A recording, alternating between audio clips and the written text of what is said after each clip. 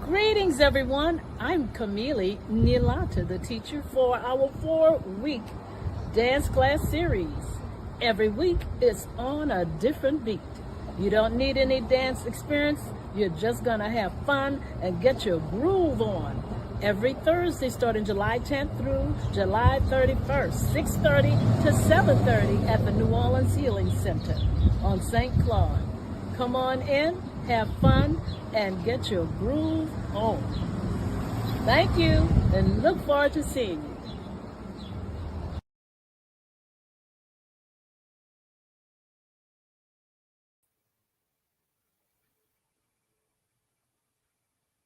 Greetings, greetings, greetings. Honor and respect, honor and respect, honor and respect. It is another edition of Revolutionary Hoodoo, New Orleans Voodoo Secrets and Recipes. Voodoo Hoodoo 101.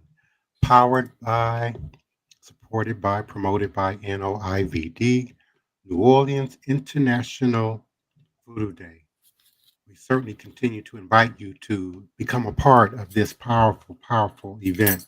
And we particularly want to invite you to come out this Saturday, July 12th, 2025 at 10 a.m.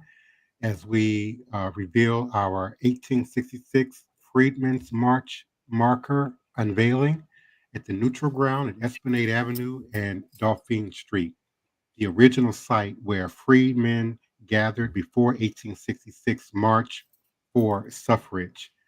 This marker centers the moment before the march, when Civil War veterans and their supporters gathered in purpose, lifted one another in strength, and prepared to walk together towards justice. Please continue to visit us at www.vodouday.org for more information and updates about our annual International New Orleans Voodoo Day. But certainly we look forward to you coming out on Saturday, July 12th at 10 a.m. and meeting us at the Neutral Ground at Esplanade Avenue and Dauphine Street. And I'm sure Elder Reggie may have more information to share about that as we move forward in the show. When we last aired, we were discussing major provisions of the Leeward Treaty granted to Cujo, Nanny of the Maroons, and the Jamaican populace that included all the hostilities should cease on both sides, the Maroon and the British, forever.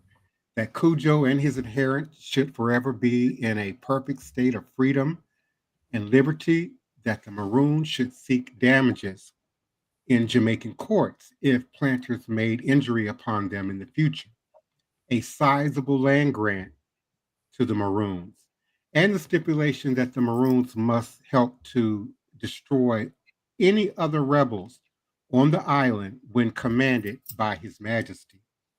In short, the Leeward Maroons were granted a certain amount of political autonomy and economic freedoms, in return for which Maroons were to provide military support in case of invasion or rebellion, and to return runaways for a bounty. This last clause first put pressure on Queen Nanny to make independent peace before her Maroons were labeled as enemies for Cujo to pursue. Although it is unclear whether Cujo would have fought against Nanny, he did put down a few smaller rebellions within the Leeward Maroons throughout the 1740s as individuals opposed the 1739 treaty after seeing its consequences. And more significantly, for future rebellions, however, the stipulation caused tension between the Maroons and the enslaved African population. Although runaways from the plantations still frequently found their way into Maroon settlements, those, please forgive me, y'all, for the background noise. Oh God, where was I? Those numbers were much smaller than before the treaty and did violate the terms Cujo set with the British. From time to time, Jamaican authorities called upon both groups of Maroons to put down insurrection, most notably in 1760, the next time there were major rebellions across all of Jamaica. And let's again keep in mind the Haitian Revolution began August 22nd, 1791, and ended in 1804 with the former colony's independence. It involved Black, biracial, French, Spanish, British, and Polish participants, with the ex-slave Toussaint Louverture emerging as Haiti's most prominent general. The successful revolution was a defining moment in the history of the Atlantic world, and the revolution's effect on the institution of slavery were felt throughout the Americas. The end of French rule and the abolition of slavery in the former colony was followed by a successful defense of the freedoms of former slaves had won, with the collaboration of already free people of color, of their independence from white Europeans. The revolution was said to be the greatest slave uprising since Spartacus' unsuccessful revolt against the Roman Republic nearly 1900 years earlier, and challenged long held European beliefs about alleged Black inferiority, about slaves' ability to achieve and maintain their own freedom. The rebels' organizational capacity and tenacity under pressure inspired stories that shocked and frightened slave owners in the hemisphere.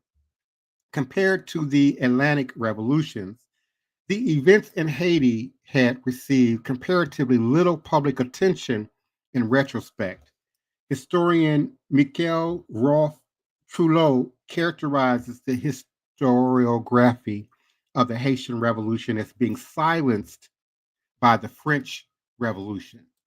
And the French Revolution uh, was a period of political and social change in France, which began with the Estates General of 1789, representing the clergy, nobility, and commons, and ended with the coup of 18 Brumaire on the 9th of November, 1799. Many of the revolution's ideas are considered fundamental principles of liberal democracy, and its values remain central to modern French political discourse. So while all of this revolution and fighting are going on, we here in Louisiana, Mississippi, Georgia, the Carolinas were deeply enslaved and now being forced to live under the Black codes. We are now being limited in our ability to move, to gather, to organize, to drum, sing in public. And by the 18th century, the Maroons viewed the planters as a clear and present danger to their autonomous way of life in Jamaica. And certainly that would have translated into the several rebellions that continue to happen here in the North American continent. The Maroons viewed the planters as a danger to their autonomous way of life. The planters viewed the Maroons as an unruly, rebellious group that threatened British superiority on the island. Whichever group finally provoked the climactic years of the war, both were at the end of a very short fuse. And regardless, this interaction between the British and the Maroons would have severe consequences on their future relationships, as well as the relationships between each of them and the Africans still enslaved. Nanny of the Maroons, Cujo, and the Maroons set a precedent for future rebels. They had won. The Maroons' guerrilla tactics and superior abilities had forced the British to cede a significant portion of Jamaica's interior and certain rights to Africans. And although the Maroons did not instigate rebellions as commonly until the 1790s, the same time period as the Haitian Revolution, rebellions by enslaved Africans continued without ever slowing down for almost another century. Some of those leaders, such as Taki and Apongo in 1760, drew a clear inspiration from the First Maroon War and directly from Queen Nanny. Nanny was also the first instance of a growing British fixation on African spirituality in the colonies. Britain's capture of Jamaica from the Spanish in 1655, and therefore the start of the First Maroon War, fell right in the middle of the period when British witchcraft laws were in effect. It is therefore easy to imagine how colonialists or colonists reworked narratives of African spirituality into witch narratives. The British still had little to no concept of obia and used it as a loan word to stand in for a mostly imagined imposition of European magical concepts onto Africans. Still, the British saw Nanny's obia as threatening. Not only was it used to murder Jamaican militia forces, but the Maroons considered obia as a major factor in defending Maroon-controlled lands and ultimately securing independence. The British started to see obia as an instrument of rebellion and one that they had not beaten. It is also interesting to consider that the Maroons probably had the same roots of ideas about magic and obia as communities of enslaved Africans on plantations. Before the 1739 treaty, and in smaller amounts afterwards, the Maroons also experienced an influx of Africans to reinforce whatever cultural practices had preserved pre-slavery and to shape the new forms of obia that were emerging in Jamaica. Africans, too, recognized that their magic could be used as a weapon. Future rebels would learn from this, and accounts of rituals show up more in the latter literature, despite witchcraft being officially branded as a pretended power in mainland Britain. Importantly, the form and nature of rituals themselves did not change for over a century. And although future rebels and administrators increasingly saw obia as a tool of rebellion, their political agenda did not necessarily influence the cultural development that started under Queen Nanny. Thus, Queen Nanny and the First Maroon War are a useful gateway for exploring the relationship between Africana, sacred knowledge, and rebellion. This was the first instance of both of them in the British Jamaica. And I'm certainly appreciative and grateful for our audience, our chat audience, Nina Lloyd. Thank you so much for your continued support and participation. Lydia Martin. Greetings, Mambo, Sally, and Glassman. We certainly appreciate you.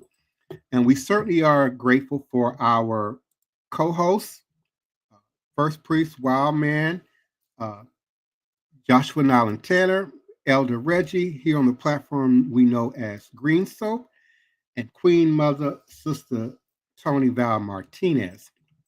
And you all can please feel free to come on in at your leisure. But this 100 years of documented warring and resisting and rebellion under obia and other African spiritual practices certainly affected how we lived, how we were treated here in Louisiana, certainly with the fear of voodoo with 4 O's and the sort of control and curtailing of our mobility here in the region. Greetings, Elder Reggie. I see your mic is open. What say you, beloved? Yes, blessing Divine Prince, blessing Joshua, Sister Toni. Beautiful pickup from last night on OBI and with all that happened in Jamaica. You touched upon the event Saturday. There's tentative, it might get pushed back 1 week as we continue to work to get it mounted. But just okay. to, just just to bring our audience up to date on what that marker represents, I want to read one paragraph from the book that I used to do the research with.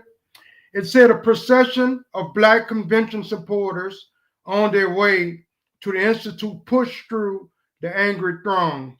Words was exchanged between the marchers and members of the crowd. Shots rang out, and within a minute, riot erupted with unrestrained fury. By the time the army intervened later that afternoon, at least 48 men were dead and more than 200 had been wounded. This happened on July 30th, 1866 in New Orleans, Louisiana. And we're working toward erecting a marker to honor those men, women, and kids that was killed that day in the New Orleans riot.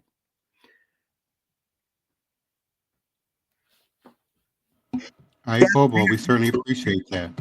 Come on in, Sister Toni. Yeah, that's great that they are now starting here in this city to recognize areas of the city that had great significance to the Black community.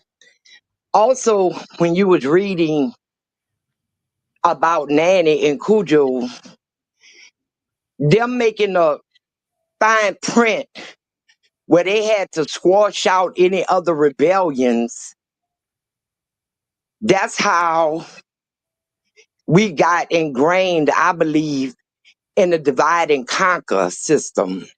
Mm. Instead of them bringing those that would rebel in with them, they would rather squash them out. And we know what that meant. Basically kill them. Mm-hmm. Because they didn't take prisoners. And I wonder too if Cujo would have went up against Nanny in a fight. But that's what our oppressors do. They say, we'll give you this, that, and the other thing, but always a but. In return for you also to stop the fighting us, that wasn't good enough. But you got to also be on the lookout for anybody else that's trying to rise up against us and rebel and do away with them. Mm-hmm. And that's pretty much the same way it's been all the way down the line. Mm-hmm. Up until this day. Mm-hmm. Up until this day, negotiations. But it's always that fine print that somehow ends up not being good for people that look like you. Mm. That's what I found interesting about the so-called treaty. Mm-hmm. They was win-win all the time. And what they actually gave them wasn't really a whole lot in return for what they gave up, because they gave up total freedom. Mm-hmm. They gave up total freedom and then had to kill others that was trying to achieve total freedom. That's true. But Sister Toni, to bring up Marlowe, the St. Marlowe, speaking of marker, there's a marker in St. Bernard Parish for St. Marlowe, but it get reference to the Philippines. The men that came from the Philippines and set up a colony down there in a village. And even today, Philippines comes from Asia to New Orleans area to go to that area to see that marker. I know St. Malo was not a Philippine, but the marker in the area is logged in and dedicated as this region, but it seems as though it's tied to the Filipinos and not African American struggle. And the reason for that probably being is that even after St. Milo was gone, remember the Filipinos that was in there were also pirates on pirate ships with other Caucasian people, and they came and went. And I think they took over that area after they had got rid of the Maroons for the most part that didn't go deeper into the area. When they would leave and come back, they had a more continuous footprint there up until, well, now, basically. Yes. But the beauty of it is that it's still on the market. They still give St. Malo his just due. Yes. And I think that is honorable for those guys to do that. Yes. And like I said, it's probably because they were there, known to be there more. And of course, nobody was really looking for pirates because the whole city was corrupt and they weren't black. So they weren't harassed for being there. No one was hunting them. So they stayed there where they knew Good point. they were there with St. Milo. You know, and they just stayed there and continued on as if he was still with him in his spirit. Okay. Yeah, it makes sense. When I used to go to St. Louis Cemetery 1 and 2 to do research, I came across a guy by the name of Dominic Yu. And according to the research on him, he was one of the lead navigators for the Lafitte brothers and the pirates. Are you familiar with Dominic Yu? Not right off the bat. No, I've never heard that name. No. Okay, yeah.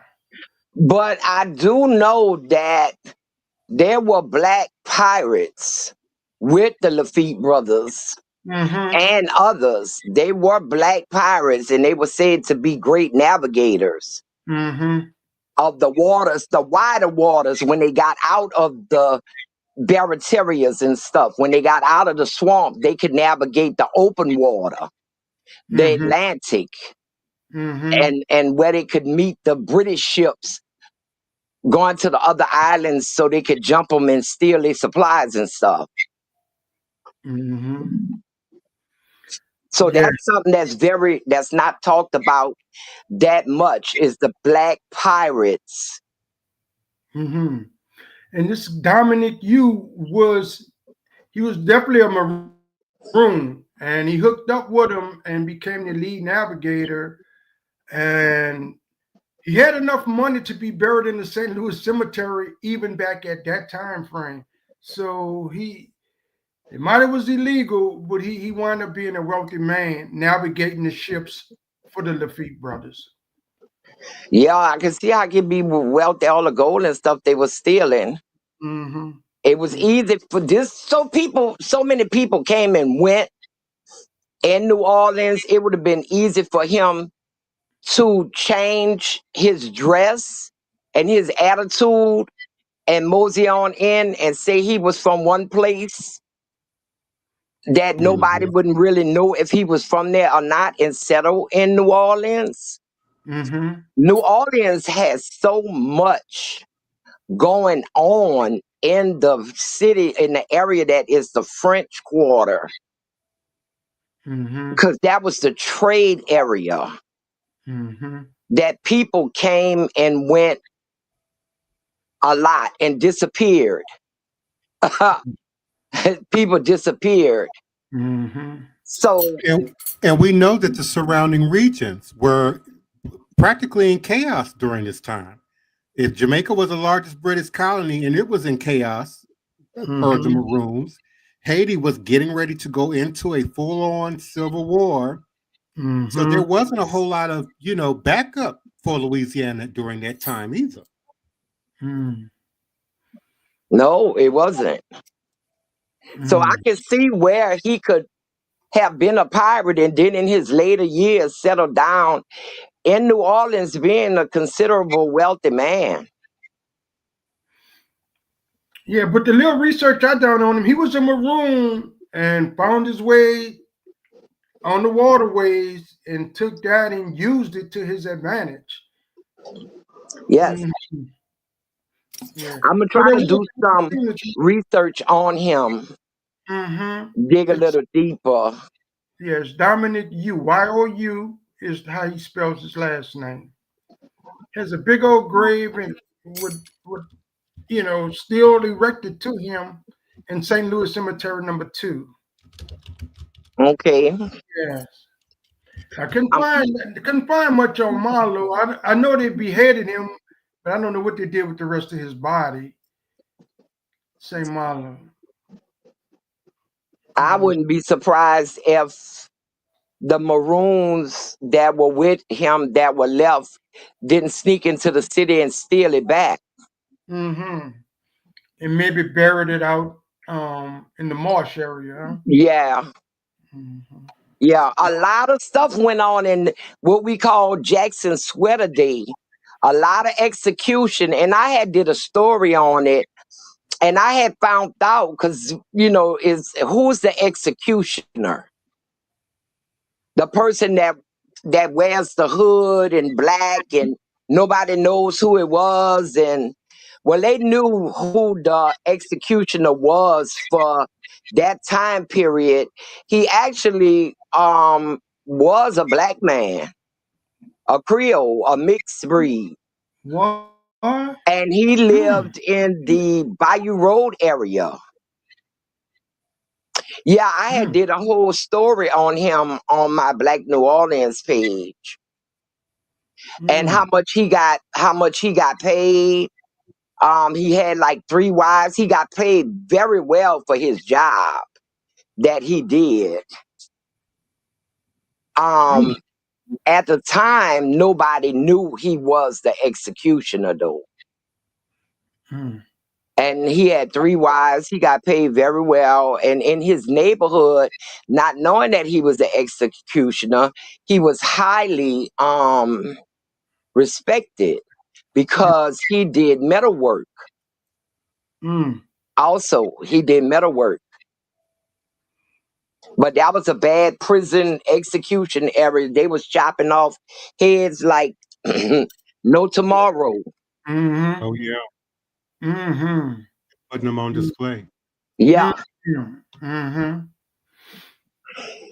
When you go out to Whitney Plantation on the River Road, they do a mock of the heads being beheaded to try to give visitors just a small sample of what it may have seemed and felt like back in those days.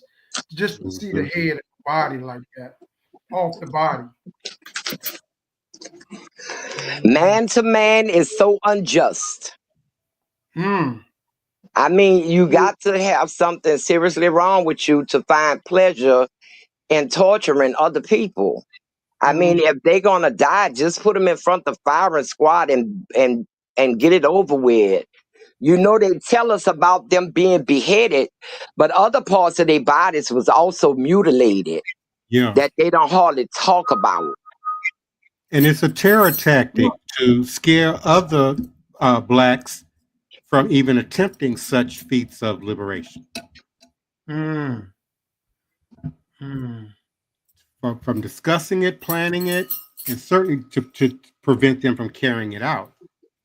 But we know that there were many Maroons in the encampment with Milo, many who survived after they captured St. Milo and some of his more intimate crew.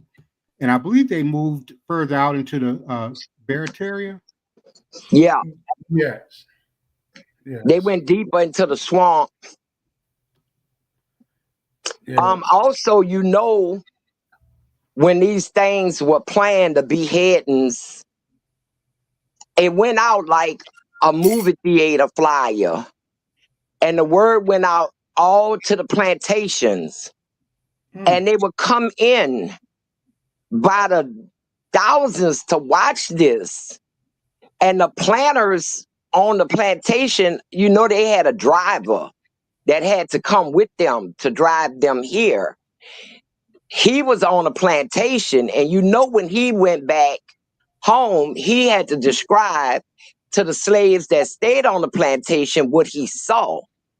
And that was aimed at making them terrified to rise up from the descriptions that they were receiving from the drivers. from the stable hand. Mm-hmm. So Mm-hmm. that was a network of stuff going on to keep us in line. It was strategically done. Yes. Strategically done. Yes, because we see the same tactic used with Charles DeLong in the 1811 revolt of the River Road. Yes. And 100 plus men that moved with him, they was all beheaded also. Yes. Their heads was, they brought Charles DeLong to Jackson Square, but some of the other men, they lined up the River Road right outside of La Place with their heads on the stake. Yeah. Mm-hmm. And what a group They don't know, to me, they don't know nothing new. They keep rehashing the same stuff over and over. A rose is still a rose. That's why if you know the history, you can see it when it comes around again if you live long enough. Mm-hmm. Because I know right now they have survivors of Hitler's reign that's old, but they see it happening again with Trump. Just like it happened in Germany and in Poland and those places. I mean, they old, but they still here. Mm-hmm.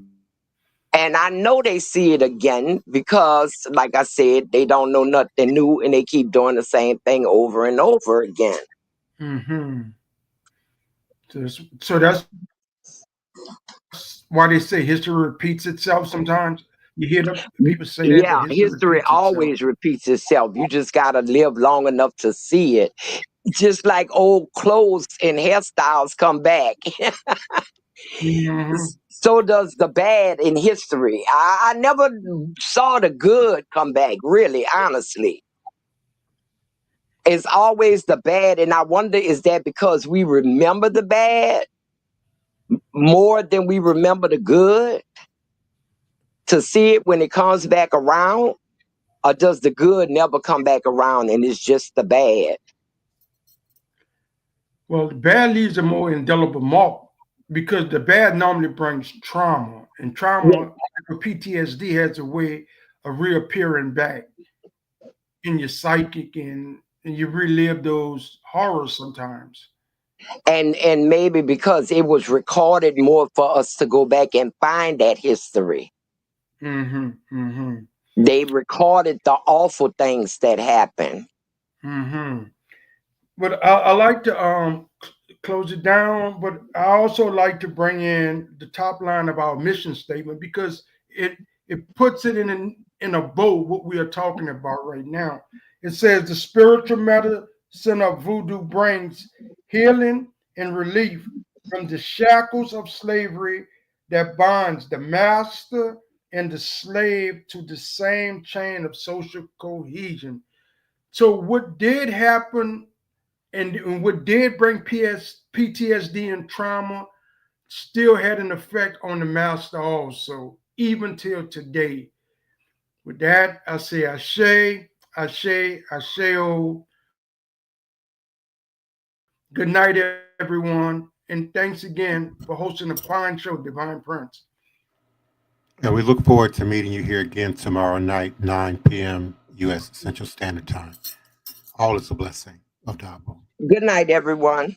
Good night, everyone. Be discussing the enslavement of black people, and also we're going to be discussing the occult. And now you might be thinking at the start that this sounds like a very strange video. How could you combine the two subjects? Well, it turns out that when you look through history books and also check out several studies about the subjects, you will find that there is actually a correlation, because there was in fact occultism exhibited from the slaves, the slave masters, and also what the pro-slavery advocates would use to justify the enslavement of innocent black people. And so you might be asking, what qualifies me to even make such a video? Well, I just so happen to be a descendant of a 17th century white German witch from Holland who married a black slave and had multiple children with him. And so given my direct lineage to multiple lines of slavery, and given the fact that I'm probably one of the only people who can trace their lineage back to a literal urban legend who is known as the Witch of Block Island in Rhode Island, well, you have to admit, there are very very few people who will be more qualified than me to discuss this topic. So grab your favorite drink, kick back and relax, and let's discuss the curious tale of magical slaves, occultism in the slavery practice.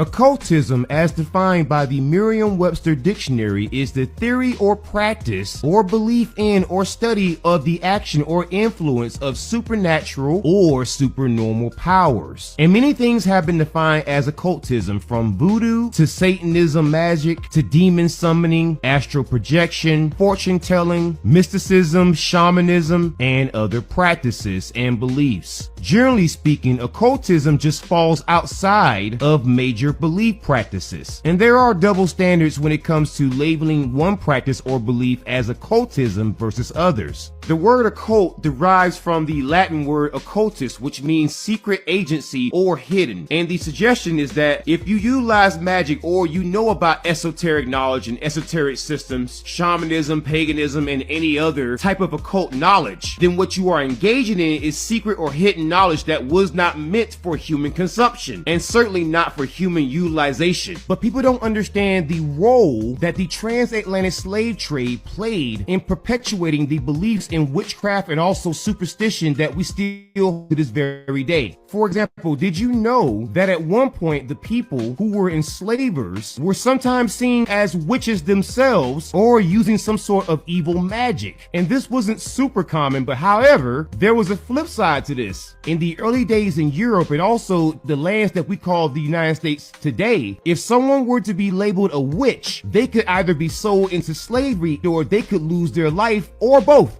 The other thing you may find interesting is that as more slaves arrived in the United States, we also saw a rise in the witch trials, where you had usually innocent women who were accused of being witches, and usually there was no way to get justice because once you were accused by the right person, you were pretty much guilty. And once you were found guilty, you were then forced into servitude. And so the early 13 colonies saw a benefit in doing this. And so they pushed this idea that witches were everywhere. It is without doubt that slaves were pushed into Christianity. But wouldn't it be fascinating to know that because of the occult and certain themes, that the slaves got a copy of the Bible that didn't include all books, such as the Book of Enoch. And now the Book of Enoch is no longer in most Bibles. However, it did exist in the Holy Bible in its entirety during the time of the Salem witch trials, and also before then, and even afterwards. And so if this one book was excluded from the slaves because they didn't want slaves to read this, I think that is a very good thing to bring up in a video about slavery and the occult, don't you think? And while the original white slave owners were apprehensive to the idea of the occult, they did not outright reject the use of so-called magic among the slaves. And so I want to explore a little bit into what is defined as magic, because you may not realize it, but some of the everyday activities that you or someone that you may know engages in may have been considered to be heresy and or magic at one point. Like, for example, did you know that at one point the blacksmith profession, you know, the idea of making swords and knives and shields and other items, that was considered to be magical in multiple cultures and in multiple continents? Or for example, if someone was just exceptionally good in combat, they would oftentimes be portrayed as some type of deity, because you could certainly see how someone like, for example, Achilles may have been an actual real person, but because he was so good in combat, he was seen as a demigod. Or even someone like Heracles, or Hercules as some people may call him. Even the idea of public speaking and convincing a large swath of people to do something may have been seen as a form of witchcraft. And I could use many other examples of this, but I'm not going to use an example from the transatlantic slave trade to explain what many people viewed as magic. Instead, I'm going to use what many people, especially the white enslavers at that time during the 16th and 17th and 18th century believed to be magic and what they were basing their beliefs on. Now, later on in the video, I'm going to discuss a famed witch hunter from the 17th century known as Cotton Mather. And Cotton Mather, he was a very important man and he wrote many things. He was a hardcore Puritan, but there are some other things that Cotton Mather wrote about. Things that, quite honestly, demonstrates what many people of the time considered to be magic due to ignorance and the lack of research into the natural world and also natural cures and natural disasters. By the time of Cotton Mather's demise, many scholars had collected a series of writings that were supposed to be a part of the original Holy Bible. And these texts were known as the apocryphal texts, or what many of us in the occult would call the grand context of the Bible. So to explain what many people involved in the transatlantic slave trade believed to be magic at that time, and even before then, we must check out this dissertation that was written by Grace Sarah Harwood for Georgia State University discussing Cotton Mather's commentary on the Synoptic Gospels, which means that Cotton Mather was well aware of the apocryphal texts. Even though they were completely compiled after he passed away, they were still being compiled when he was alive, which means that he would have known, or there was a high likelihood that he understood the story of Noah's Ark and the real reason why God flooded the entire earth. And in fact, I can prove this beyond a shadow of a doubt because Cotton Mather was a Nephilim enthusiast, and the Nephilim is a very important thing because the Nephilim are said to be half human, half angel hybrids that were created when God sent down these angels known as the Watchers, who were all led by an angel known as Samyaza. And so God's angels began teaching secret knowledge, or what many people would consider to be the occult, to humans. And some of the things that were taught were things like mathematics, science, history,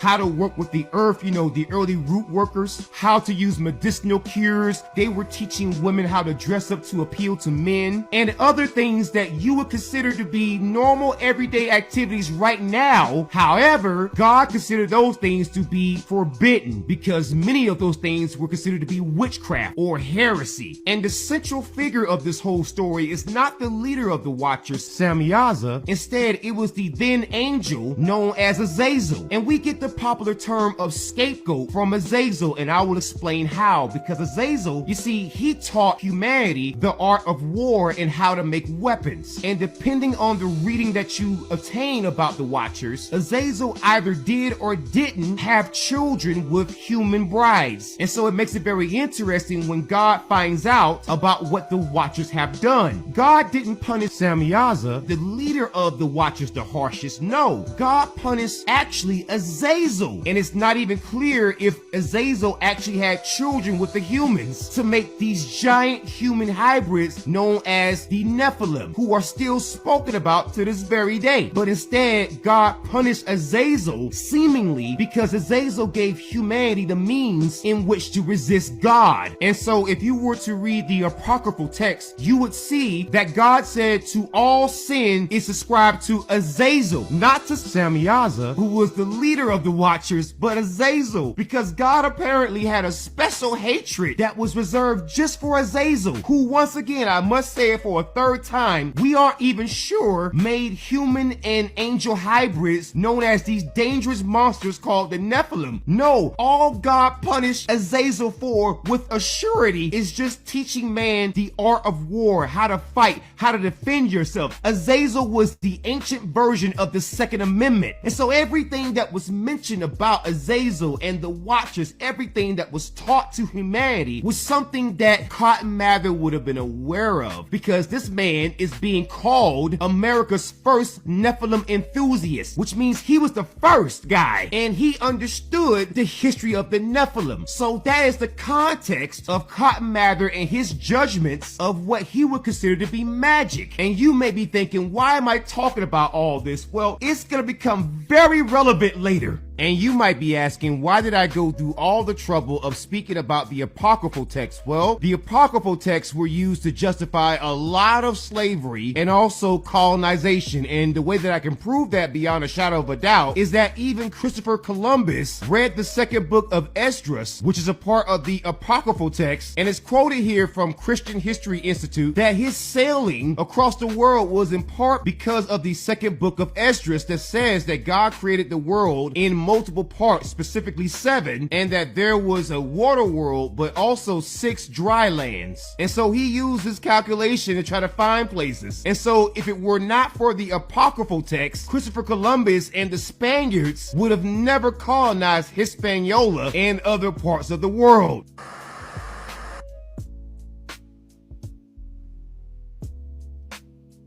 Why did you wish to sail west? To open a new route to Asia. Asia is the richest kingdom, the land of spices and gold. At the moment, there are only 2 ways of reaching it. By sea, sailing around the African continent, the journey takes a year, or by land. But the Turks have closed this route to all Christians. There is a 3rd way, by sailing west across the ocean sea. The distance is unknown. It's said to be infinite. Superstition. I believe the Indies are no more than 750 leagues west of the Canary Islands. To be so certain. The calculations of Toscanelli, Marin de Tir, Esdras. Esdras is a Jew.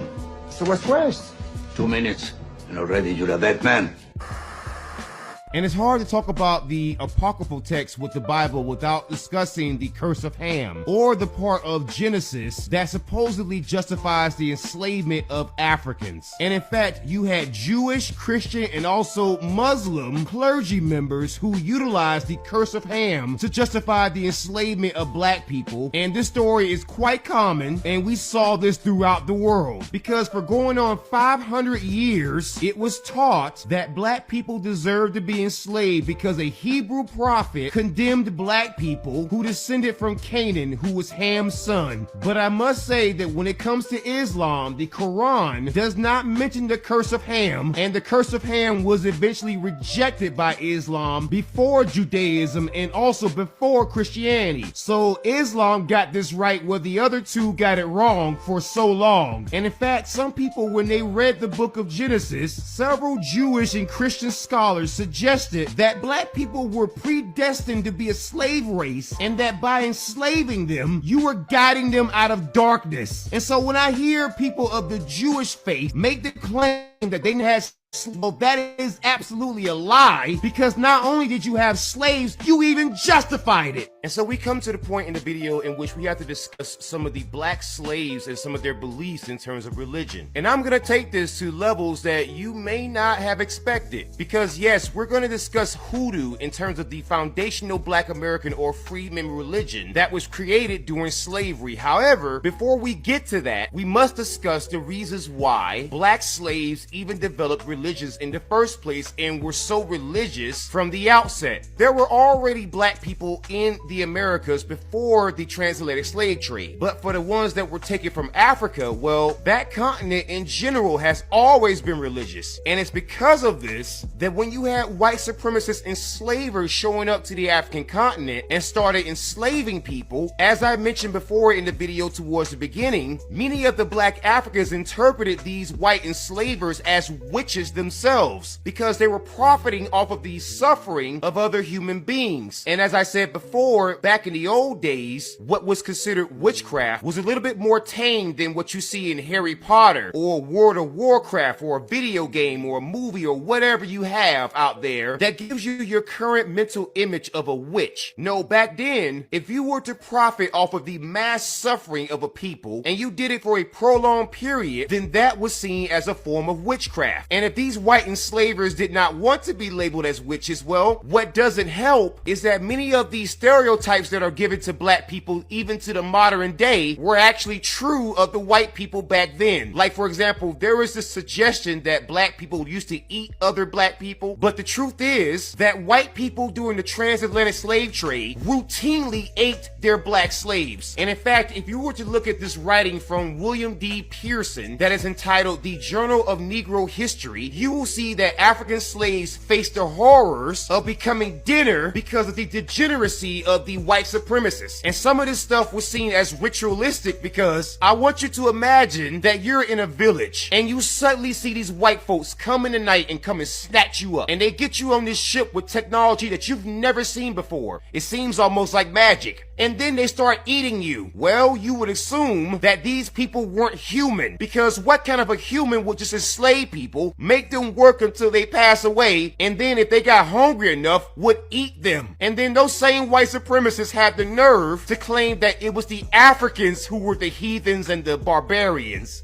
And in fact, many African slaves were so aware of the cannibalism by the white enslavers that many of them decided that the grave was a safer place than living amongst the enslaved. For example, in 1803, the Igbo people, who were known to be rebellious, did something that etched their names into the history books. Because in 1803, a group of Igbo people who were due to be slaves decided to jump from the slave ships. And this came after they took over that slave ship. And this happened on the Georgia coast. Those people were from Nigeria. And in terms of my own occultism, I have a tattoo of a sigil of an entity that I don't believe belongs to the Abrahamic faiths, but instead belongs to a Nigerian tribe that still exists to this very day. But more importantly, I come from this exact same line of people, or at least on one side anyways. And what they did was so iconic that not only do we have monuments that are underwater, but if you remember the Black Panther movie, the character Killmonger that was portrayed by Michael B. Jordan said something to T'Challa, who was the Black Panther as portrayed by Chadwick Boseman, when T'Challa wanted to save Killmonger. Well, Killmonger said this in terms of not being placed in a jail cell or in bondage. And he told T'Challa to bury him in the ocean with his ancestors because they knew that death was better than bondage. What Killmonger was talking about were the Igbo people, who in fact jumped from the slave ships. And you may think that's a very random thing to bring up in a video about slavery and the occult, but this leads into hoodoo and other practices, because many Black Americans, and especially those who are into the occult or occult practices or alternative religions outside of the Abrahamic religions, still believe that water and roots and dirt are the foundations of black magic, or magic that is utilized by Black people.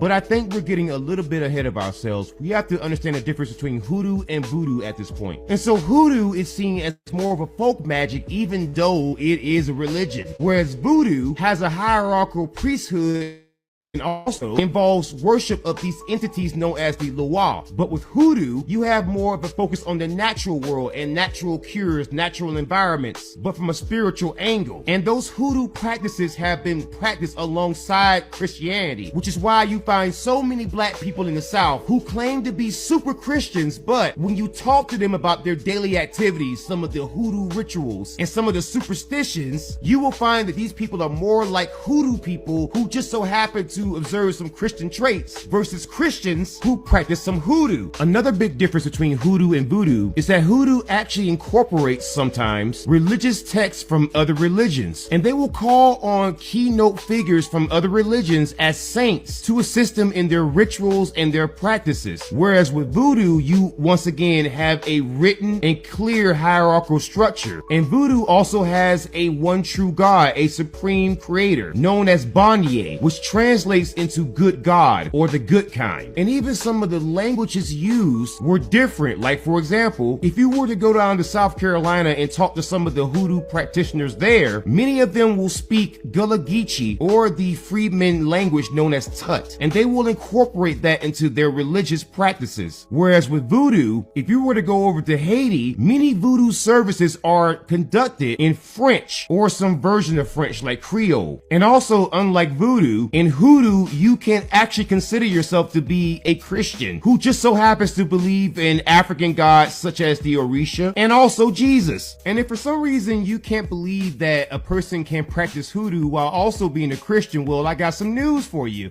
It is common in America to practice hoodoo while also being a Christian, and it has been common for hundreds of years. In fact, there are some practices in which when I mention them, some light bulbs will come on in your head, because you'll recognize recognize them. Like, for example, did you ever find it weird how in only the South, for the longest time, did you find this phenomenon of catching the Holy Ghost? Or when someone proclaims to be caught up in the spirit and just starts falling out or doing backflips down a church aisle? Well, let me tell you, that is not linked to Christianity. No, instead, that is linked to hoodoo. And in fact, even some of the modern day methods of baptism is linked to hoodoo, especially in the Southern Baptist churches and even the white churches who copied the black churches. And then if you look at the ceremonies themselves, especially with the black church and the AME church or African Methodist Episcopal Church, you will find remnants of hoodoo everywhere. And the way that you know this is absolutely true is because many hoodoo practitioners actually use parts of the Bible in their daily practices. And so you had slaves who had this religion and they wanted to practice it. And so in an effort to hide it from the slave masters, they would combine it with Christianity, whereas you didn't have something like that with voodoo. Another big difference is that you can't just pass down magic from one generation to another in voodoo. But in hoodoo, that is actually a feature in that it is common for someone's ancestors to have practiced hoodoo and that be the reason why the next generation practiced hoodoo. And so basically hoodoo is more of an ancestral religion. And with some rituals, I can tell you from personal experience, you need the help of the ancestors or else that ritual and whatever effect you're desiring to acquire will fail. But I have a much more simplistic and down-to-earth difference for you. Hoodoo more so focuses on the natural environment in terms of what you can generate, what you can conjure, what you can summon for protection, and more practical things that are more tactical use for everyday life. Because hoodoo was created by slaves during the transatlantic slave trade in the United States, and therefore the practice had to be practical. However, with voodoo, you see more of a spiritual angle. You don't see as much natural cures, ointments, and tinctures because you have an organized religious structure there, much like a church. And so you can do some of the same things in hoodoo as you do in voodoo and vice versa. However, the difference is like this. If you have scissors and a butter knife, sure, you could cut a piece of paper with a butter knife, but you would more easily cut it with scissors. And you can cut some butter with scissors, but butter knives are made to cut butter. So while one can do the other sometimes, one thing is meant for one thing and the other thing is meant for their thing. And you should never confuse the two. One of the other differences is terminology. In voodoo, once again, you have an organized religious structure, and in hoodoo, not so much, for the most part. You have the concept of a voodoo priestess or priest, but in hoodoo, you have the concept of a root worker or conjure woman. And that term root work was used in English in the 1830s to describe black people, usually black men, who were root doctors that used traditional herbs, roots, and spells and potions and other things that are more associated with hoodoo than any other spirituality. And some of the effects of root workers and conjure women can still be seen to this very day. And in fact, the traditional term for Black American medicine was called root work. And the reason why Black American women who were slaves were called conjure women is because hoodoo is a conjuring type of magic. Voodoo manipulates the natural world, whereas with hoodoo, you are supposed to create new things and conjure cures and conjure things for protection. And that sort of belief system lends itself to creativity, which explains why so many Black Americans to this very day, and especially the Black descendants of American slaves, are such a creative people. And that's because for centuries, being creative and making up things and conjuring things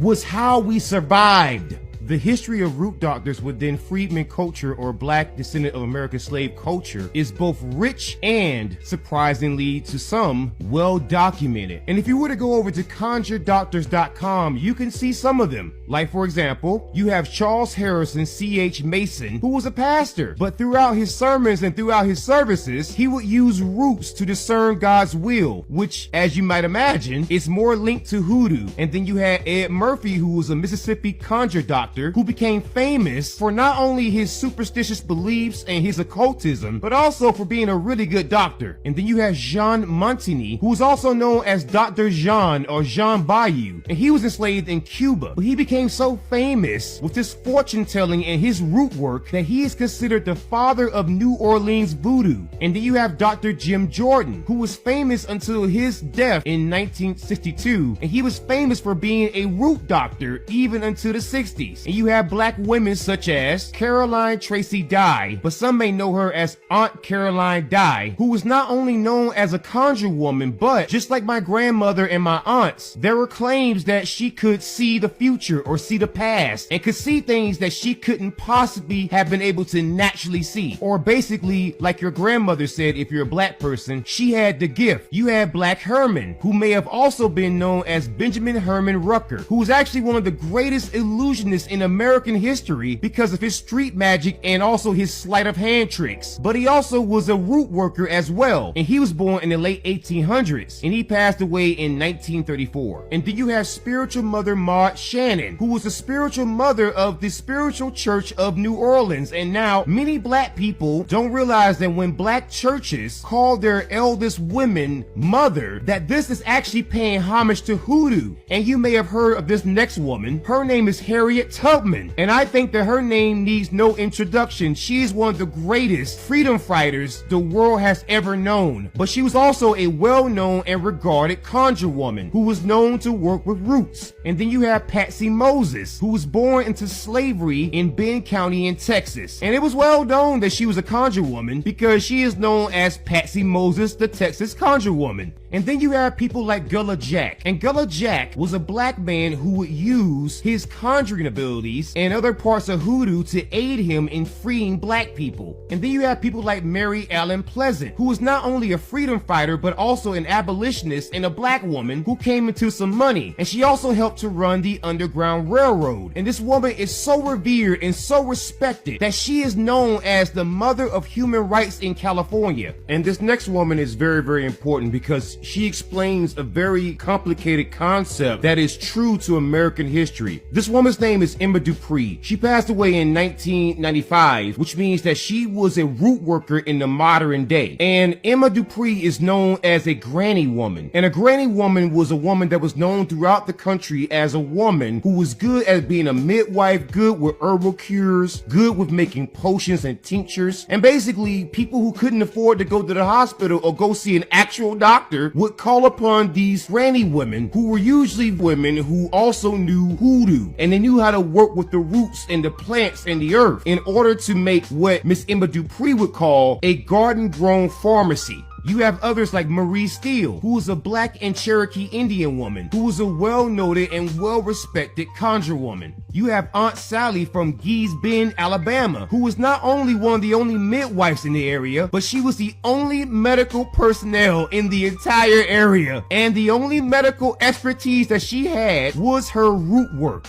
And you even have people who were unnamed, such as this Mississippi conjure doctor, who, like many in his time in 1926, were not respected because of their skin color, but were utilized because of their medical expertise. And the next part of this video is gonna be contentious because I'm gonna mention a slave who I believe to be black, but many other people describe as Native American, and I think those people are just engaging in bad faith arguments. This woman that I'm referring to is named Tituba, and Tituba was a slave that was brought from the Caribbean, and she was owned by a man named Samuel Parris, who was a minister in Massachusetts. And this woman was accused of witchcraft, and that one accusation would start off a chain of events that was referred to as the Salem witch trials. And when you read some of the information about Tituba, you will find what I describe as intentional omissions of some historical facts. If you were to check the Salem Witch Trials Museum, you will find out about two other women, and the story of these women is even more interesting because one was named Candy, and she was a black woman who was enslaved from Barbados, and she was owned by a white woman whose name is Margaret Hawks. And so that shows you that when you see the modern day white woman claim that she has somehow a comparable struggle to black people, well, I gotta ask the question, at what point was it legal for a black person to own a white woman, like white women own black people? And then you have the story of Mary Black, who was owned by a white man named Nathaniel Putnam, and she was accused of witchcraft in 1692.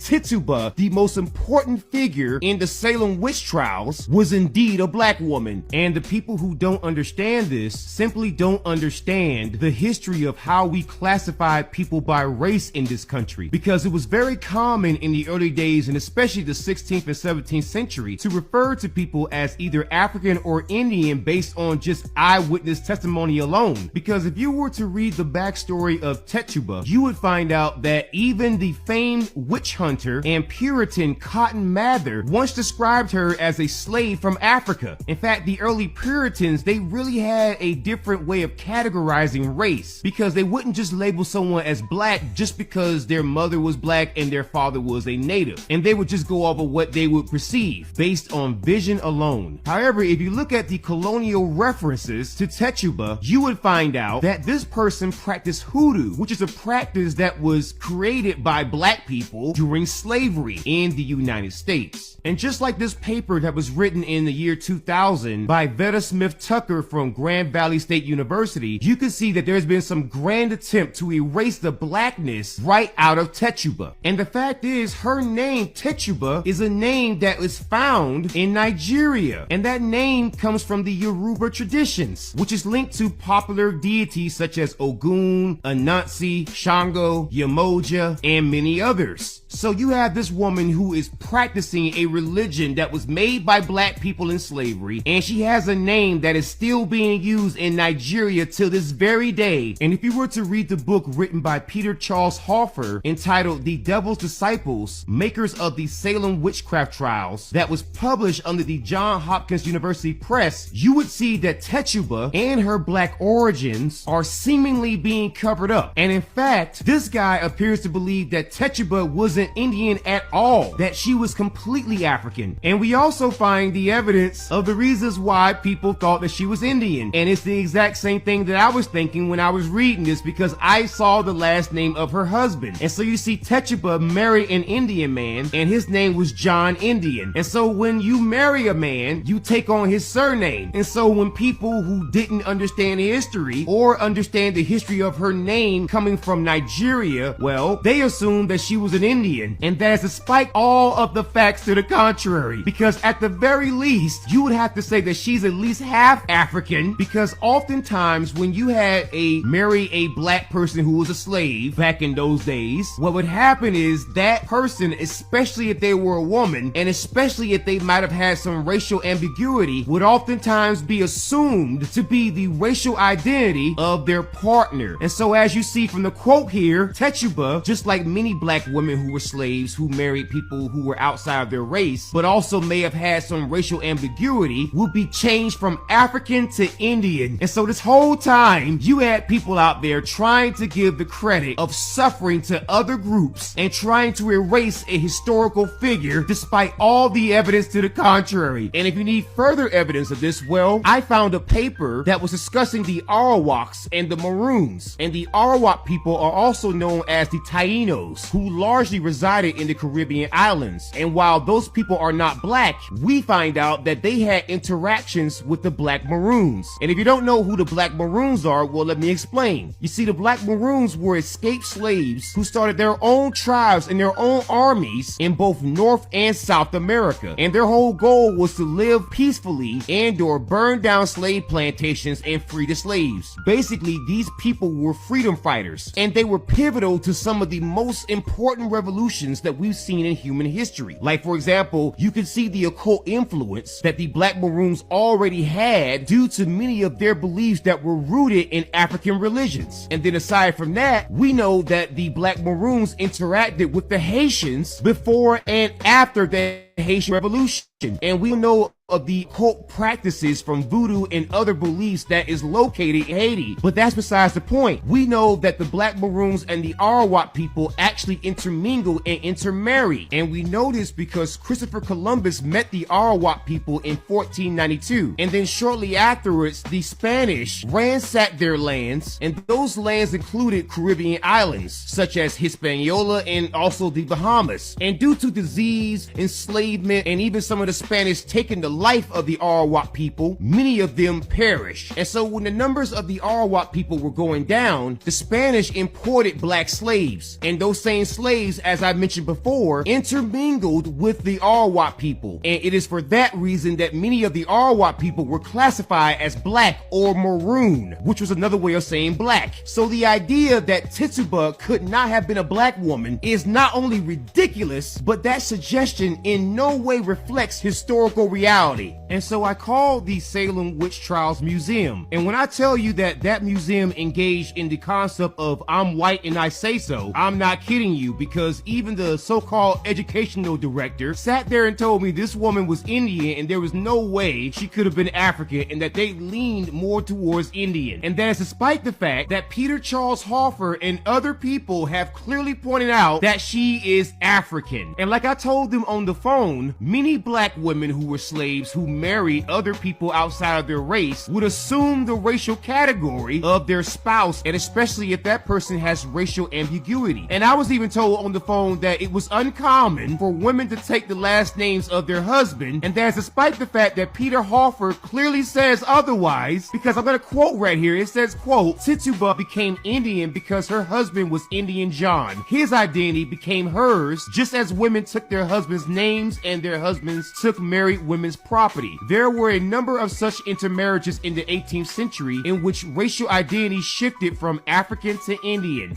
Peter Hoffner is right, and I'm really concerned about the Salem Witch Trials Museum and their I'm white and I say so attitude, because it didn't matter what I said, it seems like the goalposts were being pushed further and further and further and further out, which explains why we have a really hard time in this country actually finding out accurate information, because people put their personal biases and their I'm white and I say so attitude before the facts and the evidence. Because one of the lines of slaves that I come from comes from Rhode Island, which is in the northeast part of the U.S. And I know for a fact that when I was told on the phone by the Salem Witch Trials Museum that it wasn't common for women, especially slave women, to take on the surnames of their husbands, well, I knew that was ridiculous, because my 8th great grandmother, who was a white woman, married into the Sands family, which is one of the most famous families in the whole northeastern part of the U.S., because from the 16th to the 18th century, the Sands family, Jefferson family, and Stilwell families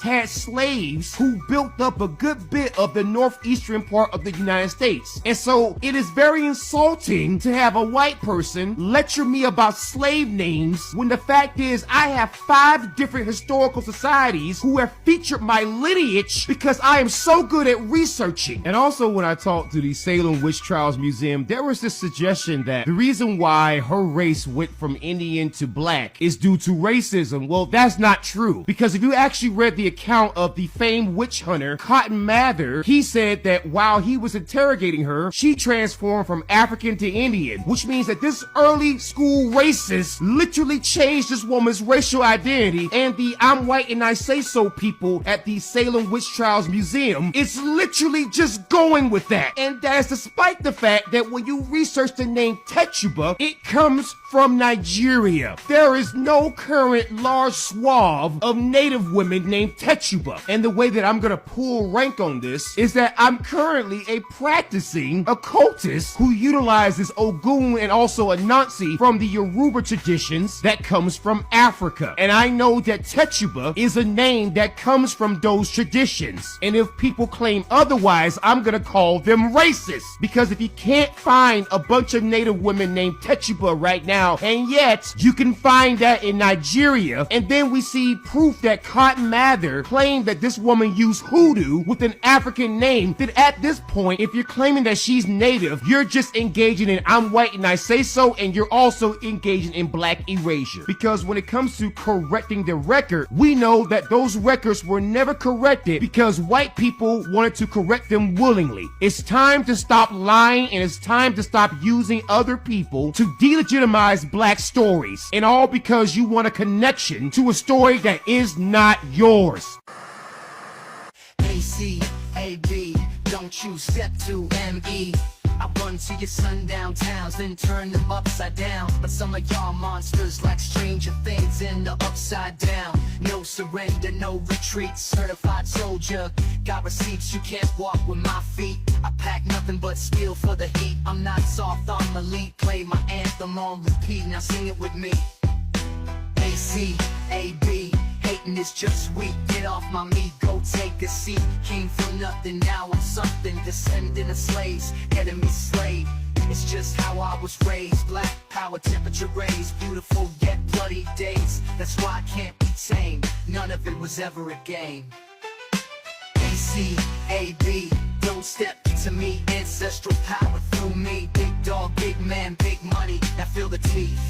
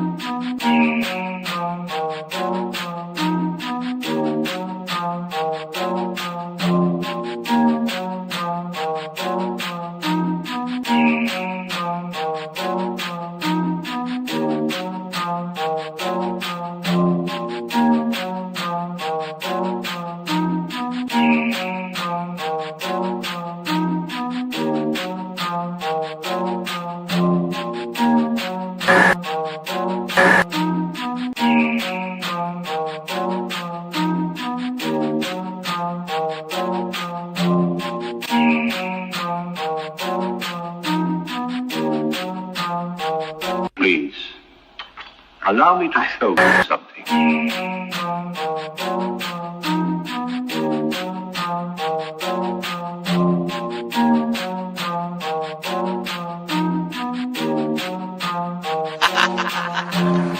They say I'm crazy and that might be true. I got this white in my DNA, yeah, I'm coming for you. It's time we turn the tables, flip these motherfuckers on you. I wanna see you hanging from trees, it's time you pay for your dirt and your showtime. You created the monster, you created the beast.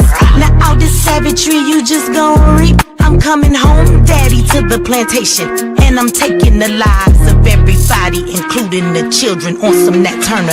Do you hear that sound? It's about to go down. Unleash the beast, we about to tear this motherfucker down. Do you hear that sound? It's about to go down. Unleash the beast, we about to tear this motherfucker down. I met my girl Harriet at the gate. If you wanna know how she doing, yeah, she straight. But she had one question: when we gon' get up? All that talking tough, yeah, we don't walk it tough. She got it locked and loaded, got that piece up on her side. She looked me in my eyes and said, "Meet you ready to ride?" Moving forward, you gotta use both eyes. Watch your front and watch your back. Keep your hands up on your gas. Do you hear that sound? It's about to go down. Unleash the beast, we about to tear this motherfucker down. Do you hear that sound? It's about to go down. Unleash the beast, we about to tear this motherfucker down. He sit at the table, but he don't order no bacon. He greet me in those words, assalamu alaikum. Got them glasses on his face and them waves in his head. He go by the name of Detroit Westside. He looks me in my eye and says, "You only get one try. Know that your biggest opposition will come from the inside." I know you wanna love them all, but don't even try, because they'll smile up in your face while plotting your demise. Do you hear that sound? It's about to go down. Unleash the beast, we about to tear this motherfucker down. Do you hear that sound? It's about to go down. Unleash the beast, we about to tear this motherfucker down.